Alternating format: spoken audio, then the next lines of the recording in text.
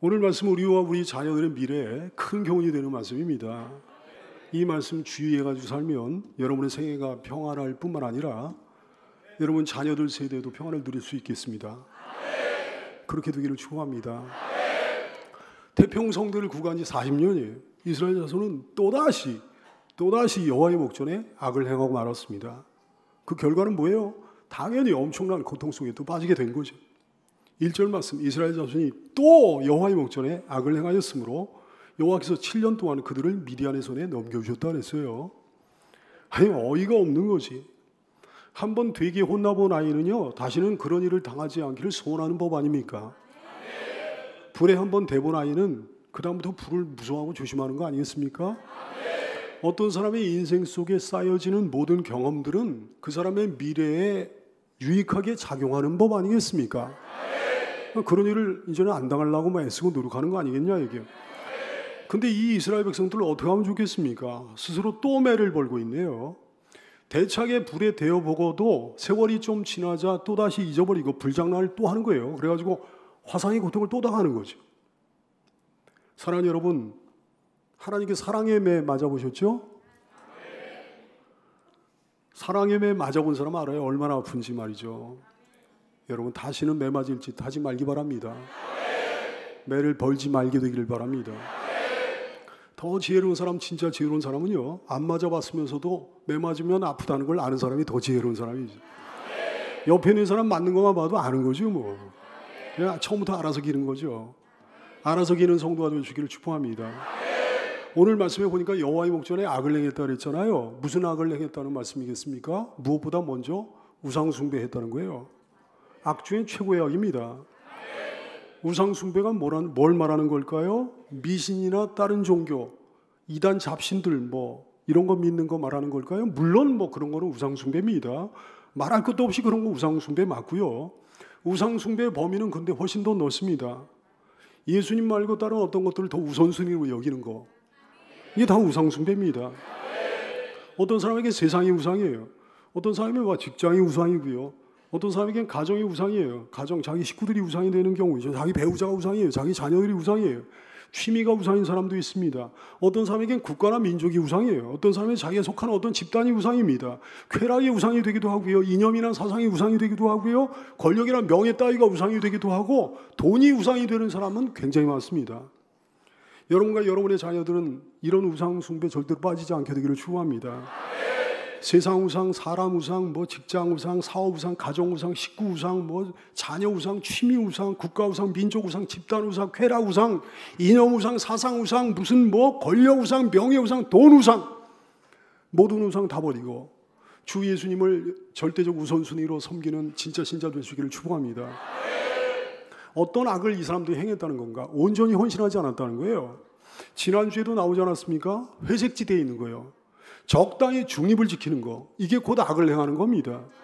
세상과 교회 사이에서 중립을 지키는 거예요. 성령과 사탄 사이에서 중립을 지키는 거예요. 복음과 세상 철학 사이에서 중립을 지키는 거예요. 하나님은요, 이렇게 중립지대에 있는 사람들, 하나님 당신께 헌신되지 않은 사람에 대해서 개탄하시면서 노여워하십니다. 마태복음 12장 30절 말씀, 이런 원리를 모르는 사람들이 얼마나 많으냐 얘기해요. 나와 함께하지 아니하는 자는 곧 나를 반대하는 자요, 나와 함께 사랑을 모으지 아니하는 자는 곧 해치는 자니라.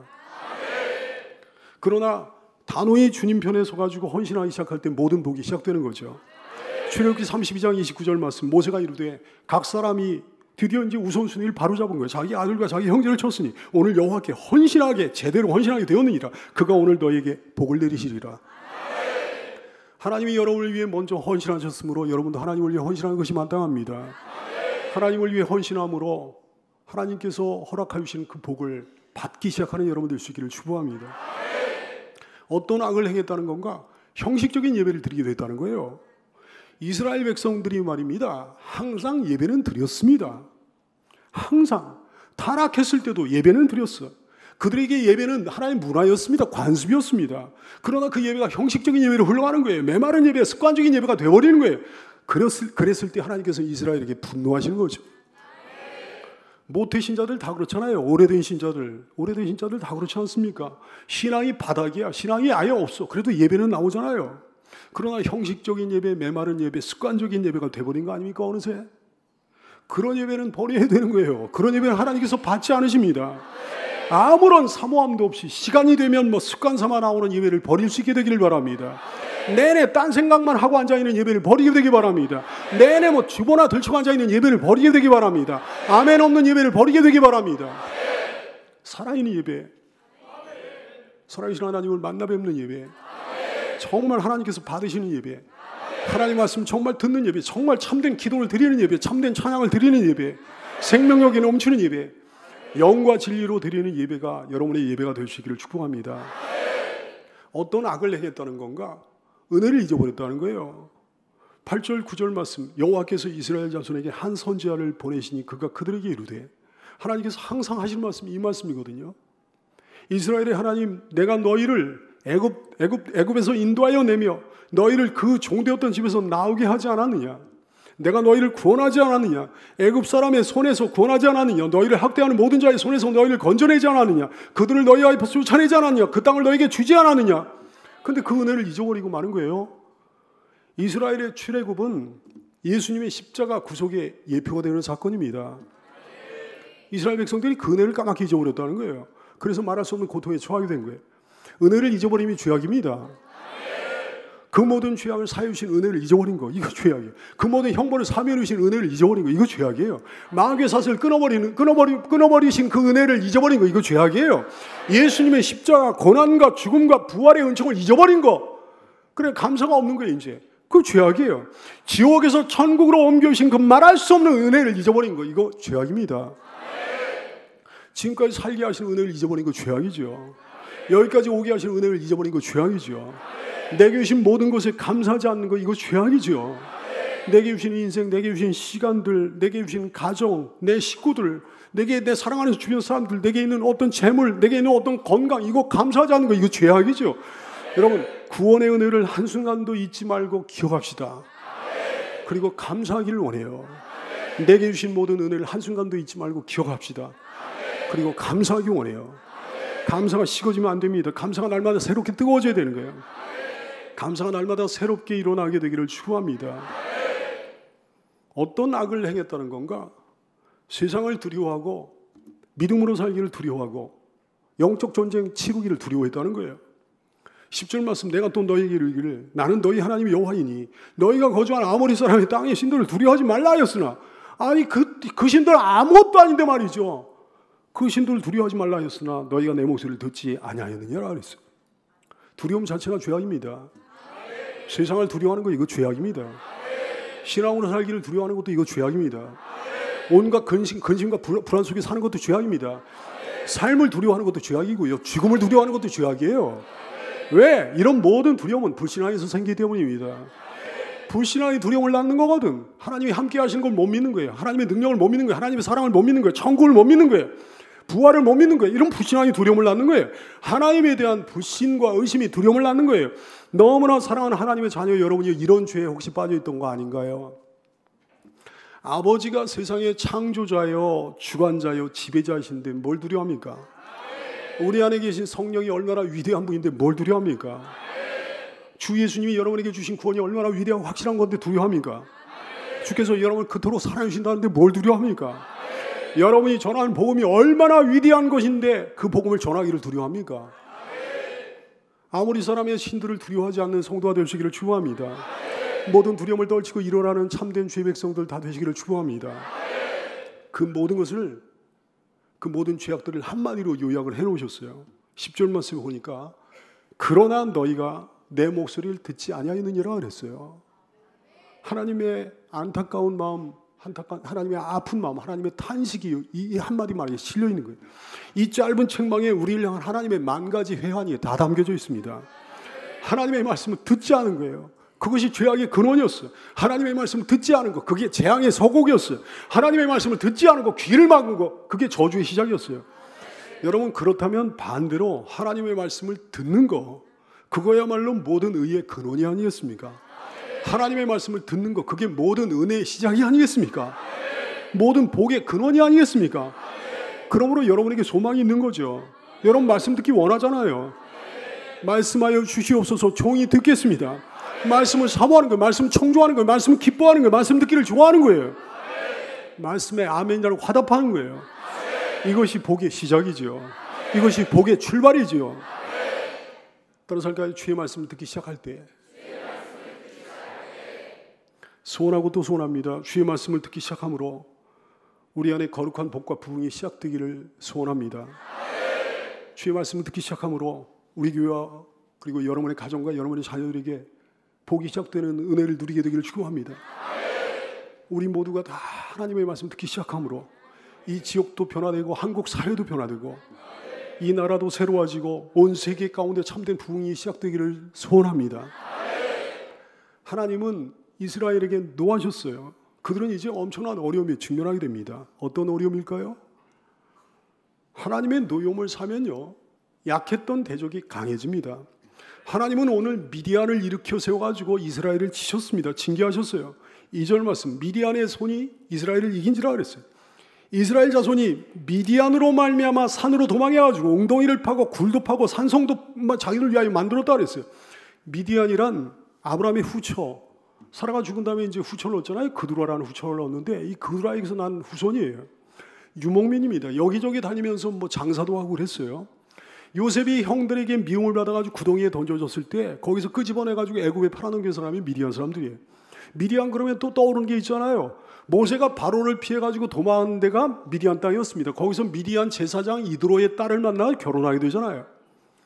미디안족은 이스라엘의 출애굽 당시에 모압과 동맹을 맺어가지고 이스라엘을 대적했습니다. 그러나 대패했습니다. 민수기 31장 1절 2절 말씀, 여호와께서 모세에게 말씀하여 이르시되 이스라엘 자손의 원수를 미디안에게 갚으라. 그 후에 내가 내 조상에게 돌아가리라 그랬어요. 하나님께서 이스라엘과 함께 하실 때 미디안 족속은 아무것도 아니었어요.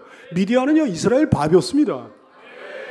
더욱이 오늘 본문에 등장하는 미디안 족속은요, 동쪽 지역에 거주하던 미디안 족속이 아니었는가 추정을 하는 거예요. 이 사람들은 뭐 큰 문명을 이룬 사람들이 아니었어요. 평소에 이스라엘 백성들이 경멸하던 사람들이었어요. 잘 훈련된 군대가 없었습니다. 여기저기 몰려다니는 깡패무리에 불과했어요. 근데 그런 깡패무리에 이런 꼴을 당하다니, 이게 얼마나 비참합니까? 하나님의 손이 떠나니까 밥이 갑자기 맹수가 됐어요. 밥이었는데 이게 맹수가 된 거예요. 미디안이 이스라엘 앞에서 끽소리도 못했는데 이제는 그 미디안 앞에서 이스라엘이 끽소리도 못하게 됐어요. 사랑하는 성도 여러분, 여러분의 밥을 밥으로 남아있게 하기 바랍니다. 여러분의 밥을 사나운 맹수로 만들지 말라 얘기해요. 여러분의 밥을 마귀를 사나운 맹수로 만들지 말라 얘기해요. 여러분의 밥을 여러분 주변에 있는 어떤 세력을 사나운 맹수로 만들지 말라 얘기해요. 여러분의 대적으로 하여금 여러분 앞에서 끽소리도 하지 못하게 주품 안에 거하는 여러분 되시기를 축원합니다. 하나님의 노여움을 사잖아요. 그럼 인생의 평화가 깨지고 맙니다. 이스라엘의 평화가 깨졌어요. 이 사람들은 이제 불안과 두려움 속에 벌벌 떨며 살게 됐습니다. 2절 말씀, 미디안의 손이 이스라엘을 이긴지라. 이스라엘 자손이 미디안으로 말미암아 산으로 도망해가지고 그냥 웅덩이도 파고 굴도 파고 산성을 자기들을 위하여 만들며 그 안에서 벌벌 떠는 거예요. 팔레스틴 땅에는 석회석이 많거든요. 천연동물이 많습니다. 굴을 파기도 쉬웠습니다. 그래서 이런 굴을 갖다가 창고나 무덤으로 썼어요. 위급한 상황에서는 이제 집으로, 거의 피신해가지고 집으로, 거처로도 사용했어요. 어찌됐든 집을 떠나가지고 이런데 이렇게 굴을 파가지고 피신해서 산다는 건 너무 힘든 일이죠. 인생의 평화가 깨지고 만 거예요. 불안과 두려움 속에 빠지고 만 거예요.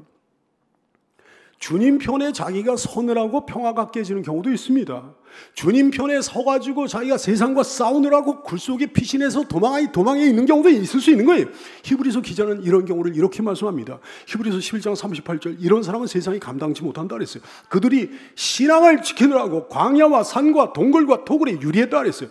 신앙을 지키기 위하여 영적 전쟁을 치르기 위하여 그런 생활을 하신 분들이 있다는 거지. 이분들의 피신 생활은요, 주님을 위한 거룩한 싸움입니다. 아름다운 삶이에요. 복된 삶이에요. 하나님께서는 이분들을 기억하시죠. 이 사람들은 상 받습니다.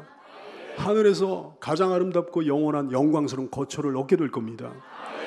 고난에는 이런 아름다운 고난도 있는 거예요. 하지만 주님 편에 서지 않아가지고 인생의 평화가 깨지는 경우가 있더라 이거지. 불안과 두려움 속에 주님 편에 서지 않아가지고 그 속에 빠진 경우가 있더라 이거지. 주님 편에 서지 않았기에 굴 속에 피신하지 않으면 안 되는 경우도 있다 이거지. 얼마나 비참한 피신 생활인지. 하나님께서는 이 사람들 기뻐하시지 않습니다. 이 사람들 피신 생활 기뻐하시지 않습니다. 상도 못 받습니다. 고난에는 이런 비참한 고난도 있다 이게요. 베드로전서 2장 20절 말씀하지요. 죄가 있어서 매를 맞고 참으면 무슨 칭찬이 있겠느냐 말씀하시는 거지. 사랑하는 성도들이여, 하나님께 잘 보이는 인생만이 안전하고 평안없습니다. 시편 4편 8절, 내가 평안히 눕고 자기도 하리니 나를 안전히 살게 하시는 이는 오직 여호와이시니이다.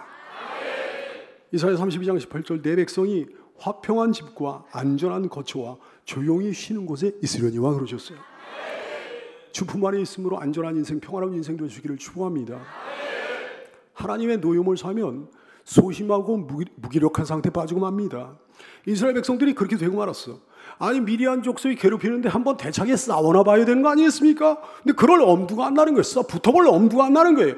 이 사람들은 미디안 폭도를 피해가지고 여기저기 흩어져 다니며 숨었습니다. 가장 소심한 상태가 된 거예요. 가장 무기력한 상태에 직면한 거예요. 2절 말씀, 미디안의 손이 이스라엘을 이긴지라 이스라엘 자손이 미디안으로 말미암아 산으로 도망해가지고 흩어져가지고 도망해가지고 웅덩이도 피하고 막 굴도 피하고 산성도 자기들 위하여 만들고 그 안에 그냥 숨어서 벌벌 떠는 거예요. 소심한 상태, 무기력한 상태. 여러분, 그거 자체가 형벌이에요. 부스럭거리는 소리에도 막 깜짝 놀라야 되는 거예요. 옆에서 나뭇잎만 떨어지면 그냥 깜짝깜짝 움찔움찔 하게 되는 거예요. 어디 가기도 두렵습니다. 뭘 하기도 두렵습니다. 심지어는 잠들기도 두렵습니다. 살맛이 안 나는 거지. 옆에서 보기에도 얼마나 안쓰러운지. 이렇게 된 상태를 갖다가, 이렇게 연약해진 상태를 갖다가 하나님께서는 성경을 통해 뭐라고 표현을 해놓으시는 거니? 용사가 여자같이 돼버린다, 이렇게 말씀하셨어요. 용사가, 담대해야 될 용사가 아니라 연약한 여자같이 돼버린다. 예레미야 50장 36절 이하의 말씀, 하나님께서 바벨론을 징벌하시니까 바벨론의 그 강했던 용사들이 이렇게 된다 그러셨어요. 칼이 자랑하는 자의 위에 떨어지리니 그들이 어리석게 될 것이며, 칼이 바벨론 용사의 위에 떨어지리니 그들이 깜짝 놀랄 것이며, 칼이 그들의 말들과 병거들과 그들 중에는 여러 민족의 위에 떨어지리니 그 용사들이 여인들 같이 될 것이며 그랬어요. 주님께 불순종한 사람이 이렇게 되는 거예요.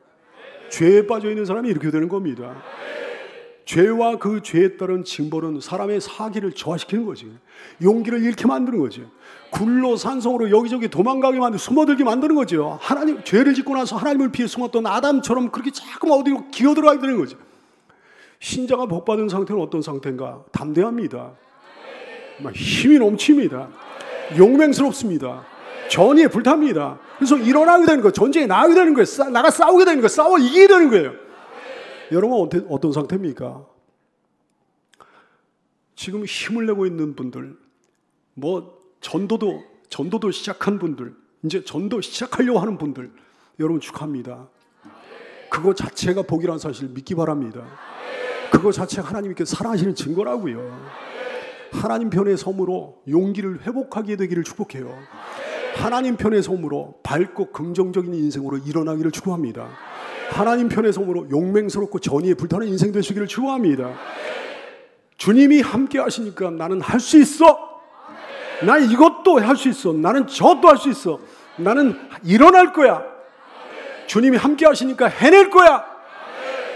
하나님이 복 주심으로 사기가 충천한 성도가 다 될 수 있기를 예수님의 이름으로 축원합니다. 하나님의 노여움을 사면요, 경제적인 어려움에도 빠지게 돼요. 이스라엘은 심각한 경제적 어려움에 직면하고 말았습니다.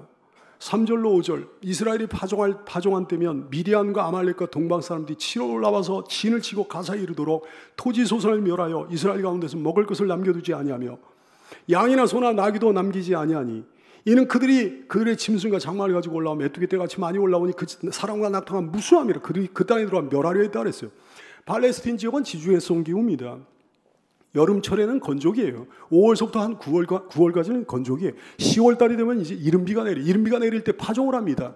겨울철에는 이제 우기예요. 한 12월서부터 2월까지 우기인데 이 우기에 이제 파종한 곡식이 막 자라는 거야. 그래서 봄이 되면 수확을 합니다. 근데 미디안과 아말렉 그리고 동방 사람들이 합작을 해가지고 파종기부터 추수기에 걸쳐가지고 이스라엘 막 약탈을 하는 거예요. 곡식이 싹을 내가지고 막 자라기 시작할 때 그 가축들을 막 몰고 와가지고 그 곡식을 다 떠먹게 하고 말이죠. 다 자라가지고 이삭이 여물면 그 곡식만 인정사정 없이 빼앗아가는 거예요. 그러니 뭐 양식이 남아있겠습니까? 그뿐이 아니에요. 기르던 가축들도 다 뺏어가는 거예요. 생계수단이 될 만한 것은 하나도 남는 게 없는 거예요. 완전히 초토화시켜버리는 거예요. 단순히 그전에는 조공을 바치고 그런 괴로움을 당했는데 그것과는 비교도 할 수 없는 너무 힘든 경제적인 고통이 찾아왔다 이게. 이스라엘이 왜 이런 일을 당하게 된 거였습니까? 불신하여 죄값을 치르는 거죠. 하나님께 헌신하지 않았던 죄값을 치르는 거지. 마땅히 모든 것이 하나님께로부터 왔으니 하나님께 감사의 제물로 영광 돌려야 되지만 아까워했다 이게. 자기들이 누리고 있는 부요와 풍요와 막 그런 것들이 자기의 능력으로 된 것인 줄 오해했어요. 자기 자신의 소유인 양 오해했습니다. 그러므로 하나님께서는 적으로 하여금 그 모든 것들을 아사하게 만드신 거죠. 호세아 2장 8절 이하에서 말씀을 하십니다. 곡식과 새 포도주와 기름은 내가 그에게 준 것이라 말씀하셔요. 그들이 바알을 위하여 쓴 은과 금도, 그들이 세상을 위하여 쓴 은과 금도 내가 그에게 더하여 준 것이라고 말씀하셔요. 그런데 그가 알지 못하도다. 그러므로 내가 내 곡식이라고 하셨어요. 내가 내 곡식을, 그것이 익을 계절에 도로 찾으며, 내가 내 포도주라고 그랬어요. 내 새 포도주를 그것이 맛들 시기에 도로 찾으며, 또 그들이 벌거벗은 몸을 가릴 내 양털이라고 그랬어요. 내 삶이라고 그랬어요. 내 양털과 내 삶을 빼앗으리라. 사랑하는 여러분, 모든 것이 주님께로 왔습니다. 주님의 것들을 주님께 되돌려 드리기를 기뻐함으로 만물의 주인이신 주께 경제의 복을 받는 사랑스러운 주의 백성들 되시기를 축원합니다. 하나님의 노여움을 사면요, 대적들의 숫자가 많아집니다. 이스라엘의 대적들의 수요가 엄청났어요. 5절 말씀에 보니까 메뚜기 떼같이 많이 들어왔다 그랬어요. 게다가 다른 종족들과 연합을 해가지고 이스라엘 괴롭히네요. 미디안 사람들과 아말렉 사람과 동방 사람과 연합해가지고 막 이스라엘 괴롭혀오는 거예요. 많은 적들이 내 인생 곁에 진을 치고 앉아있는 괴로움을 당해보셨나요? 많은 적들이 나를 한꺼번에 공격해오는 괴로움은 압니까? 그런 괴로움 당해보셨나요? 하나님의 손이 떠나면 이렇게 되는 거예요. 대적들의 수가 메뚜기 떼같이 많아져. 그 대적들이 한꺼번에 이게 뭐 엎친 데 덮친 경우로 연합해가지고 공격을 해오는 거예요. 그러나 하나님이 함께 하시면 대적들의 숫자가 적어지고 정리가 됩니다. 그나마 얼마 안 되는 대적들도 내 앞에서 힘을 못 씁니다. 아니, 대적들이 많아도 한꺼번에 때로 덤벼도 나를 못 이깁니다. 시편 27편 3절 말씀 그러셨거든요. 군대가 나 한 사람을 대적하여 진칠지라도 내 마음이 두렵지 아니하며 전쟁이 일어나 나 한 사람을 치료할지라도 나는 여전히 태어나리로다. 이런 인생 돼야 되는 거 아니겠습니까? 이런 인생 될 수 있기를 축원합니다. 이스라엘은 총체적으로 비참한 지경에 이르게 되는 거예요. 6절 말씀, 이스라엘이 미디안으로 말미암아 궁핍함이 심했다 그랬어요. 쇠약하게 됐다는 거예요. 가난하게 됐다는 거예요. 황폐하게 됐다, 비참하게 됐다, 그런 말씀입니다. 이것이 우리 인생을 대변하는 문장이 되서는 되겠습니까? 안 되겠습니다. 절대 안 되겠습니다. 이스라엘이 그 신앙으로 인해 강건하여 진지라. 이것이 우리 인생을 대변하는 문장이 되기를 소원합니다. 다니엘서 10장 19절 말씀에 보면 다니엘이 한때 잠깐 너무 근심이 되는 환상을 봐가지고 힘이 빠진 적이 있었어요. 근데 그거는 그 사람에게 어울리지 않는 거예요. 힘 빠진 건 그 사람에게 어울리지 않는 거예요. 하나님이 그에게 그러십니다. 큰 은총을 받은 사람이여, 두려워하지 말라. 평안하라. 강건하라. 강건하라. 그가 이같이 내게 말하며, 하나님의 사자가 내게 이같이 말하며, 내가 곧 힘이 나서 이르되 내 주께서 나를 강건하게 하셨사오니 말씀하옵소서 그러는 거예요. 강건을, 평안을 회복하게 되는 거죠. 그 많은 고통을 받고 나서야 이스라엘 자손들 하나님께 돌아와 하나님께 부르짖어 기도합니다. 6절 말씀, 이스라엘이 미디안으로 말미암아 궁핍함이 심한지라 이에 이스라엘 자손이 여호와께 부르짖었더라 그랬어요. 극한 상황이 돼서야 비로소 하나님을 찾다니 말이죠. 여러분, 정말 맷집 약한 게 얼마나 큰 은혜입니까? 내가 조금만 뭐 잘못했어도 죄책감이 들고 주님 앞에 회개하게 되고 용서를 빌게 되고 돌이키게 되고, 이게 얼마나 큰 은혜냐 얘기예요. 살짝 주님이 매를 드시려는 기미만 보여도 하나님 잘못했습니다 싹싹 빌게 되는 게 얼마나 큰 은혜냐 얘기예요. 하지만 그나마 부르짖어 기도한 게 어디예요? 고통스러운 가운데 하나님을 찾은 게 어디야? 여러분, 하나님께서 고통 가운데 빠지게 하셨는데도 불구하고 하나님을 찾지 않는 사람들이 부지기수라는 게 여러분 압니까? 얼마나 인간들이 고집스럽고 강팍한지 알아요, 여러분? 사랑하는 여러분, 고통 가운데 주 앞에 굴복하는 은혜를 누리게 되기를 축원합니다. 그래서 회복시켜주는 주님의 은혜를 얻게 되기를 축원합니다. 하나님은 이스라엘 백성들의 돌이킴과 부르짖음을 들으셨어요. 우리 하나님 마음 진짜 약하십니다. 회개하고 돌아온 사람을 거절하지 못하십니다.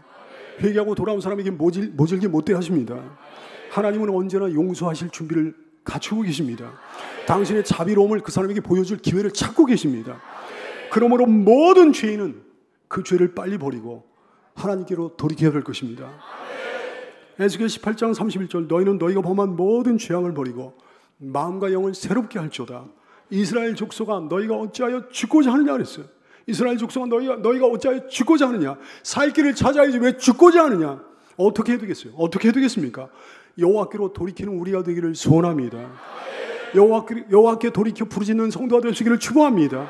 하나님 저 살려주세요. 하나님 저 용서해주세요. 하나님 저 봐주세요. 한 번만 기회를 허락하여 주시옵소서. 특별히 오늘 본문 같은 형편에 처한 성도가 있거들랑 특별히 주님 앞에 돌이켜 부르짖어 기도하게 되기 바랍니다. 아니요. 왜 이렇게 돼야만 부르짖어 기도하겠어요? 아무 일 없어도 평소에 늘 하나님 찾으며 부르짖어 기도하는 성도가 되시기를 축복합니다. 하나님께서는 선지자를 통해 가지고 그들의 잘못을 일러주셨어요. 7절 8절 이스라엘 자손이 미디안으로 말미암아 여호와께 부르짖었으므로 여호와께서 이스라엘 자손에게 한 선지자를 보내시니 그가 그들에게 이르되 여호와께서 이같이 말씀하시기를. 그러면서 하나님의 말씀을 들려주는 거예요. 사랑하는 여러분, 강단한 말씀을 듣길 바라고 그래서 하나님의 뜻을 분별하게 되기 바랍니다. 말씀을 통해 어떤 잘못이 있었다면 그 잘못을 깨닫게 되기 바라고 온전한 길로 아름다운 신앙의 길로 돌이키게 되기 바랍니다. 오늘 주신 말씀에 귀를 기울인 성도들 반드시 회복의 역사가 시작될 줄로 믿습니다. 우리 따라서 외쳐볼까요? 주의 말씀을 듣기 시작할 때, 주의 말씀을 듣기 시작할 때 기도하겠습니다.